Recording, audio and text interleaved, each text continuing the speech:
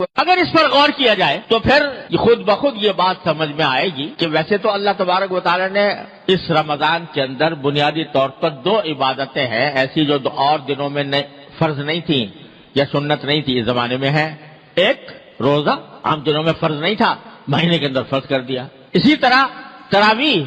عام دنوں میں نہیں تھی، اس میں پڑھنا سنت مؤکدہ قرار دے دیا گیا کہ سنت مؤکدہ ہے کہ تراویح پڑھو۔ بظاہر تو یہ دو ہی چیزیں ہیں، لیکن اصل مقصود یہ ہے کہ اس مہینے کے اندر ان دو کاموں کے علاوہ آدمی جتنا ہو سکے اپنے آپ کو دوسرے مشاغل سے فارغ کر کے اللہ تبارک و تعالیٰ کی عبادت کی طرف متوجہ ہو۔ اور دنوں کے اندر صبح سے شام تک ہم مختلف مشاغل میں مبتلا رہتے ہیں، یہ ایک مہینہ اللہ کے لیے اپنے آپ کو فارغ کرنے کی کوشش کرو کہ اپنی مصروفیات دوسری مصروفیات کم کرو، اور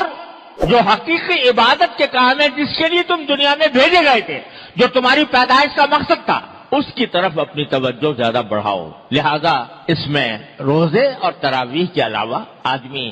اس بات کا اہتمام کرے کہ تلاوت قرآن کریم کی تلاوت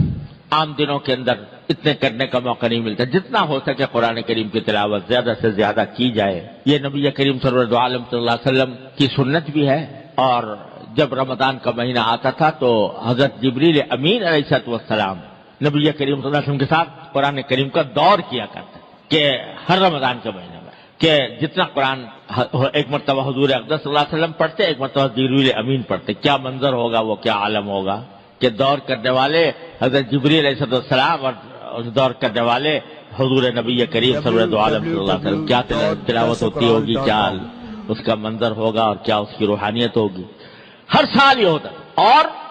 آخری سال جو آپ کی دنیا میں تشریف رکھنے کا آخری سال تھا، اس میں 2 مرتبہ یہ دور کیا گیا سرکار دو عالم صلی اللہ علیہ وسلم اور جبریل امین کے درمیان۔ تو اس لیے قرآن کریم کی کو خاص نسبت ہے رمضان سے۔ تو اس میں رمضان کے اندر پہلے سے طے رکھے کہ بھئی تلاوت قرآن کی مقدار عام دنوں سے زیادہ اس میں بڑھائیں گے۔ اور بھائی تلاوت تو ہے ہی، ساتھ ساتھ اگر اس کے بھی اہتمام کیا جائے کچھ وقت نکال کر، اگر پہلے کبھی موقع نہیں ملا ہے تو قرآن کریم کا ترجمہ، اس کی تفسیر کسی مستند تفسیر کے ذریعے کی مدد سے اس کو پڑھنے کا بھی اہتمام کیا جائے۔ تو تلاوت، پھر چلتے پھرتے ذکر، اور بعض وہ عبادتیں، نفلی عبادتیں جو عام دنوں میں ادا کرنے کی توفیق نہیں ہوتی، رمضان کے اندر اس کا اہتمام کر لیا جائے۔ مثلا آخر شب میں تہجد پڑھنے کا عام دنوں میں اگر موقع نہیں ملتا، یہ توفیق نہیں ہوتی، تو سحری کے لیے تو انسان اٹھتا ہی ہے، اس سے کچھ پہلے اٹھ جائے اور کچھ رکعتیں تہجد کے پڑھ لے، 8 رکعتیں، 6 پڑھ لے، 8 پڑھ لے، اچھا ہے کہ 8 پڑھ لے۔ عام دنوں کے اندر تراویح کے بعد، مغرب کی نماز کے بعد 6 رکعتیں مسنون ہیں، یعنی نفلی عبادت نہیں عام دنوں میں موقع ملتا، اب پڑھ لے۔ اشراق کے بعد جو رکعتیں، 2 رکعتیں یا 4 رکعتیں، یہ